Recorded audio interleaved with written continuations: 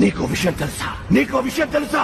చెప్పకుండా ఎలా తెలుస్తుంది? అలా గొంతు చించుకుని అరుస్తావే, చెప్పి సాగవచ్చు కదా.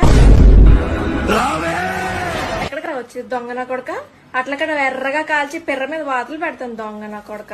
ఇంట్లో పనులని నువ్వు చేస్తావు వస్తే నేను చచ్చి 3 రోజులు అయ్యింది. చత్తే సావు. ఎవడికి నాకేమన్నా చెప్పి చచ్చావా? నాకేమన్నా ఆస్తి రాసి ఇచ్చావా? దెయ్యం పట్టినోళ్ళగా నవ్వేంటి?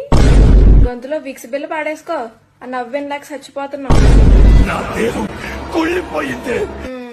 అందుకే రోజు సబ్బుతో మంచిగా రుద్దుకుని స్నానం చేయమని చెప్పేది. సరిగ్గా స్నానం చేయకపోతే అలాగే దేహాలు అయ్యి కుళ్ళిపోతాయి.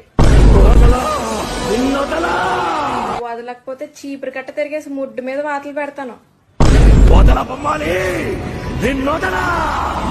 ఒకసారి చెప్తే అర్థం కదా నీకు? మేము బొమ్మలు అయ్యి కొను. నువ్వు బొమ్మలు అయ్యి అమ్ముకోవాలంటే పక్క వీధిలోకి వెళ్ళి అమ్ముకో. మా ఇంట్లో చిన్నపిల్ల ఎవరు లేరు. పొద్దున్నే బొమ్మలో అని అమ్ముకుంటాను.